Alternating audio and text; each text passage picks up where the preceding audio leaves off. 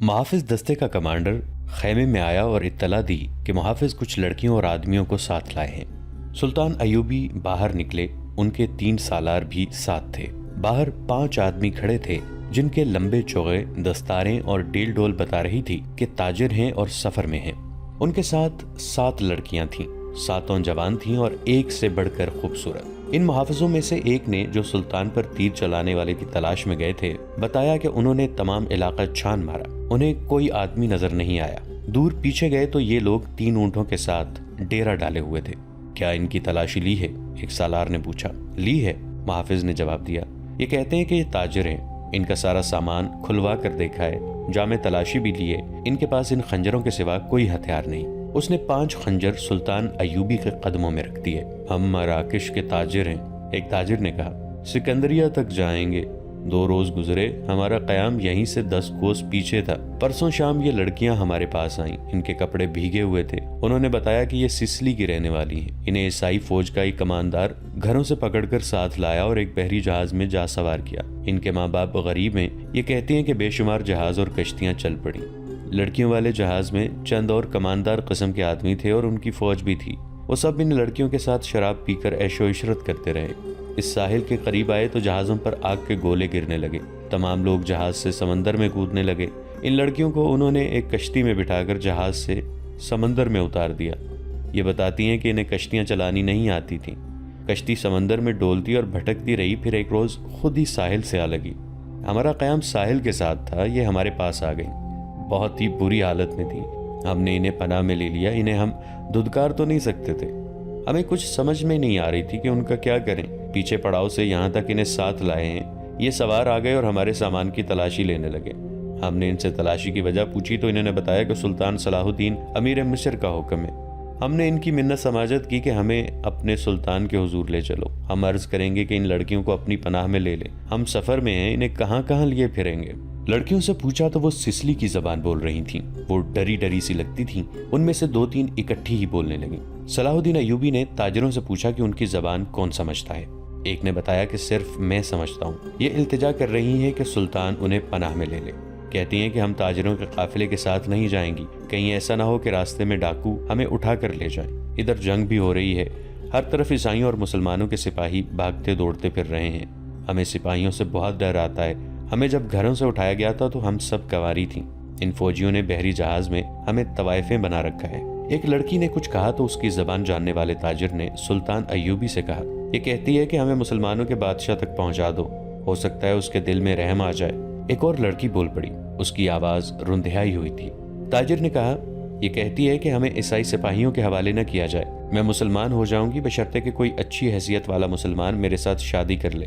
2-3 لڑکیاں پیچھے کھڑی منہ چھپانے کی کوشش کر رہی تھیں۔ ان کے چہروں پر گھبراہٹ تھی، بات کرتے شرماتی یا ڈرتی تھی۔ صلاح الدین ایوبی نے تاجر سے کہا، انہیں کہو کہ یہ عیسائیوں کے پاس نہیں جانا چاہتی، ہم انہیں اسلام قبول کرنے پر مجبور نہیں کر سکتے۔ یہ لڑکی جو کہہ رہی ہے کہ مسلمان ہو جائے گی بشرطے کہ کوئی مسلمان اس کے ساتھ شادی کر لے، اسے کہو کہ میں اس کی پیشکش قبول نہیں کر سکتا، کیونکہ یہ خوف اور مجبوری کے عالم میں اسلام قبول کرنا چاہتی ہے۔ انہیں بتاؤ کہ انہیں مجھ پر اعتماد ہے تو میں انہیں اسلام کی بیٹیوں کی طرح پناہ میں لیتا ہوں۔ اپنے دارالحکومت میں جا کر یہ انتظام کر دوں گا کہ انہیں عیسائی راہبوں یا کسی پادری کے پاس بھجوا دوں گا۔ پادری یروشلم میں ہوں گے۔ دوسری صورت یہ ہے کہ سب عیسائی قیدیوں کو آزاد کر دیا جائے گا تو میں کوشش کروں گا کہ ان کی شادیاں قابل اعتماد اور اچھی حیثیت کے قیدیوں کے ساتھ کر دوں۔ انہیں یہ بھی بتا دو کہ کسی مسلمان کو ان سے ملنے کی اجازت نہیں ہوگی اور نہ انہیں اجازت ہوگی کہ کسی مسلمان سے ملیں۔ ان کی ضروریات اور عزت کا خیال رکھا جائے گا۔ تاجر نے لڑکیوں کو ان کی زبان میں سلطان ایوبی کی ساری باتیں بتائیں تو ان کے چہروں پر رونق آ گئی۔ وہ ان شرائط پر رضامند ہو گئیں۔ تاجر شکریہ ادا کر کے چلے گئے۔ صلاح الدین ایوبی نے لڑکیوں کے لیے الگ خیمے لگانے اور خیمے کے باہر ہر وقت ایک سنتری موجود رہنے کا حکم دیا۔ وہ خیمے کی جگہ بتانے ہی لگے تھے کہ 6 صلیبی قیدی سلطان ایوبی کے سامنے لائے گئے۔ وہ بہت ہی بری حالت میں تھے۔ ان کے کپڑے بھیگے ہوئے تھے، کپڑوں پر خون بھی تھا اور ریت بھی۔ ان کے چہرے لاشوں کی مانند تھے۔ ان کے متعلق بتایا گیا کہ 1.5-2 میل دور ساحل پر بے سدھ پڑے تھے۔ وہ ٹوٹی ہوئی کشتیوں پر تیر رہے تھے۔ ایک دن کشتی پانی بھر جانے سے ڈوب گئی۔ یہ سب تیر کر ساحل تک پہنچے۔ کشتی میں 22 آدمی سوار ہوئے تھے، صرف یہ 6 زندہ بچے، ان سے چلا نہیں جاتا تھا۔ یہ صلیبی لشکر کے سپاہی تھے۔ یہ سب دھڑام سے بیٹھ گئے۔ ان میں سے ایک چہرے مہرے سے لگتا تھا کہ معمولی سپاہی نہیں ہے۔ وہ کراہ رہا تھا، اس کے کپڑوں پر خون کا ایک دھبا بھی نہ تھا، مگر زخمیوں سے زیادہ تکلیف میں معلوم ہوتا تھا۔ اس نے 7 لڑکیوں کو غور سے دیکھا اور پھر کراہنے لگا۔ یہ سلطان ایوبی کا حکم تھا کہ ہر ایک قیدی اسے دکھایا جائے۔ چونکہ قیدی ابھی تک سمندر سے بچ کر نکل ہی رہے تھے، اس لیے ہر ایک قیدی سلطان ایوبی کے سامنے لایا جاتا تھا۔ سلطان نے ان قیدیوں کو بھی دیکھا، کسی سے کوئی بات نہ کی، البتہ اس قیدی کو جو سب سے زیادہ کرا رہا تھا اور جس کے جسم پر کوئی زخم بھی نہ تھا۔ سلطان نے غور سے دیکھا اور آہستہ سے اپنے سالاروں سے کہا، علی بن سفیان ابھی تک نہیں آیا۔ ان تمام قیدیوں سے جو اب تک ہمارے پاس آ چکے ہیں بہت کچھ پوچھنا ہے، ان سے معلومات لینی ہے۔ انہوں نے اس قیدی کی طرف دیکھ کر کہا، یہ آدمی کماندار معلوم ہوتا ہے، اسے نظر میں رکھنا اور جب علی بن سفیان آئے تو اسے کہنا کہ اس سے تفصیلی پوچھ گچھ کرے۔ معلوم ہوتا ہے اسے اندر کی چوٹیں آئی ہیں، شاید پسلیاں ٹوٹی ہوئی ہیں۔ انہیں فوراً زخمی قیدیوں کے خیموں میں پہنچا دو، انہیں کھلاؤ پلاؤ اور ان کی مرہم پٹی کرو۔ قیدیوں کو اس طرف لے جایا گیا جہاں صرف زخمی قیدیوں کے خیمے تھے۔ لڑکیاں انہیں جاتا دیکھتی رہیں، پھر ان لڑکیوں کو بھی لے گئے۔ فوج کے خیموں سے تھوڑی دور لڑکیوں کے لیے خیمہ نصب کیا جا رہا تھا، وہاں سے کوئی 100 قدم اور زخمی قیدیوں کے خیمے تھے۔ وہاں بھی ایک خیمہ گاڑا جا رہا تھا اور 6 نئے زخمی قیدی زمین پر لیٹے ہوئے تھے۔ لڑکیاں ان کی طرف دیکھ رہی تھیں۔ دونوں خیمے کھڑے ہو گئے، لڑکیاں اپنے خیمے میں چلی گئیں اور زخمیوں کو ان کے اپنے خیمے میں لے گئے۔ ایک سنتری لڑکیوں کے خیمے کے باہر کھڑا ہو گیا، لڑکیوں کے لیے کھانا آ گیا جو انہوں نے کھا لیا۔ پھر ایک لڑکی خیمے سے نکل کر اس خیمے کی طرف دیکھنے لگی جس میں نئے 6 زخمی قیدیوں کو لے گئے تھے۔ اس کے چہرے پر اب گھبراہٹ اور خوف کا کوئی تاثر نہیں تھا۔ سنتری نے اسے دیکھا اور اس نے سنتری کو دیکھا۔ لڑکی نے مسکرا کر اشارہ کیا کہ وہ زخمیوں کے خیمے کی طرف جانا چاہتی ہے۔ سنتری نے سر ہلا کر اسے روک دیا۔ لڑکیوں کو خیمے سے دور جانے یا کسی سے ملنے کی اجازت نہیں تھی۔ لڑکیوں اور 6 زخمیوں کے خیمے کے درمیان بہت سے درخت تھے۔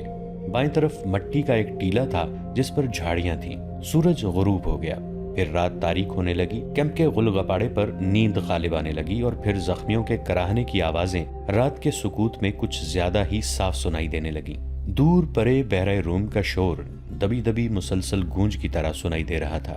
صلاح الدین ایوبی کے اس جنگی کیمپ میں جاگنے والوں میں چند ایک سنتری تھے، یا وہ زخمی قیدی جنہیں زخم سونے نہیں دیتے تھے، یا صلاح الدین ایوبی کے خیمے کے اندر جہاں دن کا سامان تھا وہاں کسی کو نیند نہیں آئی تھی۔ سلطان ایوبی کے 3 سالار ان کے پاس بیٹھے تھے اور باہر محافظ دستہ بیدار تھا۔ سلطان ایوبی نے ایک بار پھر کہا، علی بن سفیان ابھی تک نہیں آیا۔ ان کے لہجے میں تشویش تھی۔ انہوں نے کہا، اس کا قاصد بھی نہیں آیا، اگر کوئی گڑبڑ ہوتی تو اطلاع آ چکی ہوتی۔ ایک سالار نے کہا، معلوم ہوتا ہے وہاں سب ٹھیک ہے، امید تو یہی رکھنی چاہیے۔ صلاح الدین ایوبی نے کہا، لیکن 50,000 کے لشکر نے بغاوت کر دی تو سنبھالنا مشکل ہو جائے گا۔ وہاں ہماری نفری 1,500 سوار اور 2,700 پیادہ ہے۔ ان کے مقابلے میں سوڈانی بہتر اور تجربہ کار عسکری ہیں اور تعداد میں بہت زیادہ۔ ناجی اور اس کے سازشی ٹولے کے خاتمے کے بعد بغاوت ممکن نظر نہیں آتی۔ ایک اور سالار نے کہا، قیادت کے بغیر سپاہی بغاوت نہیں کریں گے، پیش بندی ضروری ہے۔ صلاح الدین ایوبی نے کہا، لیکن علی آ جائے تو یہ پتہ چلے کہ پیش بندی کس قسم کی جائے۔ صلیبیوں کو روکنے کے لیے تو سلطان ایوبی خود آئے تھے، لیکن دارالحکومت میں سوڈانی فوج کی بغاوت کا خطرہ تھا۔ علی بن سفیان کو سلطان ایوبی نے وہیں چھوڑ دیا تھا تاکہ وہ سوڈانی لشکر پر نظر رکھے اور بغاوت کو اپنے خصوصی فن سے دبانے کی کوشش کرے۔ اسے ابھی تک صلاح الدین ایوبی کے پاس آ کر وہاں کے احوال اور کوائف بتانے تھے، مگر وہ نہیں آیا تھا، جس سے سلطان ایوبی بے چین ہو رہے تھے۔ جب وہ اپنے سالاروں کے ساتھ قاہرہ کی صورتحال سے متعلق باتیں کر رہے تھے، ان کا تمام کیمپ گہری نیند سو چکا تھا، مگر وہ 7 لڑکیاں جاگ رہی تھیں جنہیں سلطان ایوبی نے پناہ میں لے لیا تھا۔ ایک بار سنتری نے خیمے کا پردہ اٹھا کر دیکھا، اندر دیا جل رہا تھا۔ پردہ ہٹتے ہی لڑکیاں خراٹے لینے لگیں۔ سنتری نے دیکھا کہ وہ پوری ساتھ ہیں اور سو رہی ہیں تو اس نے پردہ گرا دیا اور خیمے کے ساتھ لگ کر بیٹھ گیا۔ خیمے کے پردے کے ساتھ جو لڑکی تھی اس نے نیچے سے پردہ ذرا اوپر اٹھایا، پردہ آہستہ سے چھوڑ کر اس نے ساتھ والی کے کان میں کہا، بیٹھ گیا ہے۔ ساتھ والی نے اگلی لڑکی کے کان میں کہا، بیٹھ گیا ہے، اور اسی طرح کانوں یہ اطلاع 7 لڑکیوں تک پہنچ گئی کہ سنتری بیٹھ گیا ہے۔ ایک لڑکی جو خیمے کے دوسرے دروازے کے ساتھ تھی آہستہ سے اٹھ بیٹھی اور بستر سے نکل گئی۔ بستر زمین پر بچھے تھے۔ اس نے اوپر لینے والے کمبل اس طرح بستر پر ڈال دیے جیسے نیچے لڑکی لیٹی ہوئی ہے۔ وہ پاؤں پر سرکتی خیمے کے دروازے تک گئی۔ پردہ ہٹایا اور باہر نکل گئی۔ باقی 6 لڑکیوں نے آہستہ آہستہ خراٹے لینے شروع کر دیے۔ سنتری کو معلوم تھا کہ یہ سمندر سے بچ کر نکلی ہوئی پناہ گزین لڑکیاں ہیں، کوئی خطرناک قیدی تو نہیں۔ وہ بیٹھ کر اونگتا رہا۔ لڑکی دبے پاؤں ایسے رخ پر ٹیلے کی طرف چلی گئی جس رخ سے اس کے اور سنتری کے درمیان خیمہ حائل رہا۔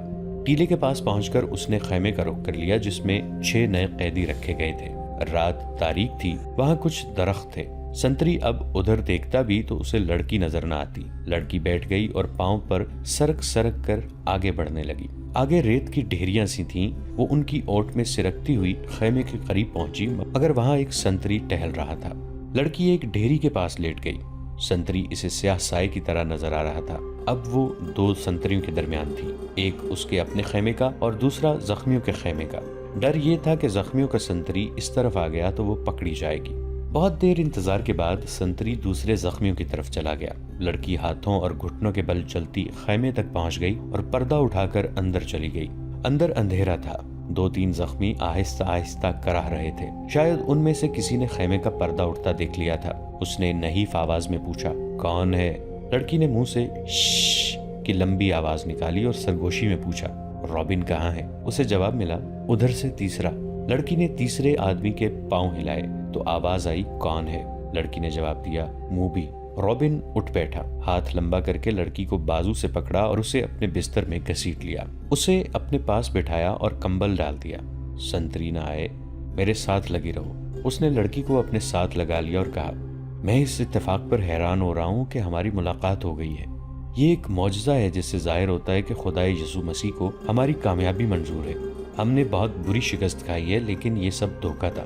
یہ وہی زخمی قیدی تھا جو دوسرے سے الگ تھلگ اور چہرے مہرے اور جسم جثے سے معمولی سپاہی نہیں بلکہ اعلیٰ رتبے کا لگتا تھا۔ صلاح الدین ایوبی نے بھی کہا تھا کہ یہ کوئی معمولی سپاہی نہیں، اس پر نظر رکھنا۔ علی بن سفیان اس سے تفتیش اور تحقیقات کرے گا۔ تم کتنے کچھ زخمی ہو؟ لڑکی نے اس سے پوچھا، کوئی ہڈی تو نہیں ٹوٹی؟ میں بالکل ٹھیک ہوں، رابن نے جواب دیا، خراش تک نہیں آئی۔ انہیں بتایا کہ اندر کی چوٹیں اور سینے کے اندر شدید درد ہے، لیکن میں بالکل تندرست ہوں۔ پھر یہاں کیوں آ گئے ہو؟ لڑکی نے پوچھا۔ میں نے بہت کوشش کی کہ مصر میں داخل ہو جاؤں اور سوڈانی لشکر تک پہنچ سکوں، لیکن ہر طرف اسلامی فوج پھیلی ہوئی ہے، کوئی راستہ نہیں ملا۔ ان 5 زخمیوں کو اکٹھا کیا، ان کے ساتھ زخمی بن کر یہاں آ گیا۔ اب فرار کی کوشش کروں گا جو ابھی ممکن نظر نہیں آتی۔ اس نے ذرا غصے سے کہا، مجھے 2 سوالوں کا جواب دو۔ ایوبی کو میں نے زندہ دیکھا ہے، کیوں؟ کیا تیر ختم ہو گئے تھے یا وہ حرام خور بزدل ہو گئے ہیں؟ اور دوسرا سوال یہ کہ تم 7 کی 7 لڑکیاں مسلمانوں کی قید میں کیوں آ گئیں؟ کیا وہ 5 مر گئے ہیں یا بھاگ گئے ہیں؟ وہ زندہ ہیں رابن، موبی نے کہا۔ تم کہتے ہو خدا یسوع مسیح کو ہماری کامیابی منظور ہے، لیکن میں یہ کہتی ہوں کہ ہمارا خدا ہمیں کسی گناہ کی سزا دے رہا ہے۔ صلاح الدین اس لیے زندہ ہے کہ تیر اس کے پاؤں کے درمیان ریت میں لگا تھا۔ کیا تیر کسی لڑکی نے چلایا تھا؟ رابن نے پوچھا۔ کرسٹوفر کہاں تھا؟ اسی نے چلایا تھا، مگر کرسٹوفر کا تیر خطا گیا؟ رابن نے حیرت سے تڑپ کر پوچھا۔ وہ کرسٹوفر جس کی تیر اندازی نے شاہ آگسٹس کو حیران کر دیا، اس کی ذاتی تلوار انعام میں لی تھی، یہاں آ کر اس کا نشانہ اتنا چوک گیا کہ 6 فٹ لمبا اور 3 فٹ چوڑا صلاح الدین اس کے تیر سے بچ گیا۔ بدبخت کے ہاتھ ڈر سے کانپ گئے ہوں گے، فاصلہ زیادہ تھا، موبی نے کہا۔ اور کرسٹوفر کہتا تھا کہ تیر کمان سے نکلنے ہی لگا تھا کہ کھلی ہوئی آنکھ میں مچھر پڑ گیا، اسی حالت میں اس کا تیر نکل گیا۔ پھر کیا ہوا؟ جو ہونا چاہیے تھا، موبی نے کہا۔ صلاح الدین ساحل پر گیا تو اس کے ساتھ 3 کمانڈر تھے اور 4 محافظوں کا دستہ تھا۔ وہ ہر طرف پھیل گئے۔ یہ تو ہماری خوش قسمتی تھی کہ علاقہ چٹانی تھا۔ کرسٹوفر بچ کے نکل آیا اور پھر ہمیں اتنا وقت مل گیا کہ ترکش اور کمان ریت میں دبا کر اوپر اونٹ بٹھا دیا۔ سپاہی آ گئے تو کرسٹوفر نے انہیں بتایا کہ وہ 5 مراکش کے تاجر ہیں اور یہ لڑکیاں سمندر سے نکل کر ہماری پناہ میں آئی ہیں۔ مسلمان سپاہیوں نے ہمارے سامان کی تلاشی لی، انہیں تجارتی سامان کے سوا کچھ نہیں ملا۔ وہ ہم سب کو سلطان ایوبی کے سامنے لے گئے۔ ہم نے یہ ظاہر کیا کہ ہم سسلی کی زبان کے سوا اور کوئی زبان نہیں جانتی۔ کرسٹوفر نے ایوبی سے کہا کہ وہ ہماری زبان جانتا ہے۔ ہم 7 لڑکیوں نے چہروں پر گھبراہٹ اور خوف پیدا کر لیا۔ موبی نے رابن کو وہ ساری باتیں بتائیں جو سلطان ایوبی کے ساتھ ہوئی تھیں۔ یہ 7 لڑکیاں اور 5 آدمی جو مراکشی تاجروں کے بھیس میں تھے، حملے سے 2 روز پہلے ساحل پر اتارے گئے تھے۔ 5 آدمی صلیبیوں کے تجربہ کار جاسوس اور کمانڈو تھے اور لڑکیاں بھی جاسوس تھیں۔ جاسوسی کے علاوہ ان کے ذمے یہ کام بھی تھا کہ مسلمان سالاروں کو اپنے جال میں پھانسیں۔ وہ خوبصورت تو تھیں ہی، انہیں جاسوسی اور ذہنوں کی تخریب کاری کی خاص ٹریننگ دی گئی تھی۔ اس ٹریننگ میں اداکاری خاص طور پر شامل تھی۔ 5 मर्दों का ये मिशन था कि सलाहुद्दीन अय्यूबी को खत्म करना और नाजी के साथ राबिता रखना। ये लड़कियां मिस्र की जबान रवानी से बोल सकती थीं, लेकिन उन्होंने जाहिर नहीं होने दिया। रॉबिन इस शोबे का सरबरा, उसे नाजी तक पहुंचना था, मगर सलाहुद्दीन अय्यूबी और अली बिन सुफियान की चाल ने यहाँ के हालात का रुख ही उल्टा कर दिया। क्या तुम सलाहुद्दीन को जाल में नहीं फांस सकती? रॉबिन ने पूछा। अभी तो यहाँ पहली रात है, मूवी ने कहा। उसने हमारे मुतालिक जो फैसला दिया है, अगर वो सच्चे दिल से दिया है तो इसका मतलब ये है कि वो मर्द नहीं पत्थर है। अगर उसे हमारे साथ कोई दिलचस्पी होती तो किसी एक लड़की को अपने खैमे में बुला लेता। उसे कत्ल करना भी आसान नहीं। वो एक ही बार साहिल पर आया था, मगर तीर खता गया। वो सालारों और मुहाफिजों के नरगे में रहता है। उधर एक संतरी हमारे सर पर खड़ा है और मुहाफिजों के पूरे दस्ते ने सलाहुद्दीन के खैमे को घेर रखा है। वो पांचों कहाँ हैं? रॉबिन ने पूछा। थोड़ी दूर है, मूबी ने जवाब दिया। वो अभी यही रहेंगी। सुनो मूबी, रॉबिन ने कहा, इस शिकस्त ने मुझे पागल कर दिया है। मेरे ज़मीर पर इतना बोझ आ पड़ा है जैसे इस शिकस्त की जिम्मेदारी मुझ पर आयद होती है। सलीब पर हाथ रखकर हल्फ तो सबसे लिया गया है, लेकिन एक सिपाही के हल्फ में और मेरे हल्फ में ज़मीन और आसमान जितना फ़र्क है। मेरे रुतबे को सामने रखो, मेरे फ़राइज़ को देखो। आधी जंग मुझे ज़मीन के नीचे से और पीठ के पीछे से वार करके जीतनी थी, मगर मैं और तुम 7 और वो 5 अपना फ़र्ज अदा नहीं कर सके। मुझसे ये सलीब जवाब मांग रही है। उसने गले में डाली हुई सलीब हाथ में लेकर कहा, मैं इसे अपने सीने से जुदा नहीं कर सकता। उसने मोबी के सीने पर हाथ फेरकर उसकी सलीब हाथ में ले ली और कहा, तुम अपने माँ बाप को धोखा दे सकती हो, इस सलीब से आंखें नहीं चुरा सकती। इसने जो फर्ज तुम्हें सौंपा है वो पूरा करो। खुदा ने जो तुम्हें हुस्न दिया है वो चट्टानों को फाड़ कर तुम्हें रास्ता दे देगा। मैं तुम्हें फिर कहता हूँ कि हमारी अचानक और गैर मुतवक्के मुलाकात इस बात का सबूत है कि हम कामयाब होंगे। नादरीन, आज की किस्त में इतना ही। हमारी नई वीडियो से बाखबर रहने के लिए हमारे इस चैनल को सब्सक्राइब करके नीचे मौजूद बेल आइकन को जरूर प्रेस कीजिएगा। आपसे मुलाकात होगी नई वीडियो के साथ। तब तक के लिए हमारा और आपका अल्लाह निगहबान।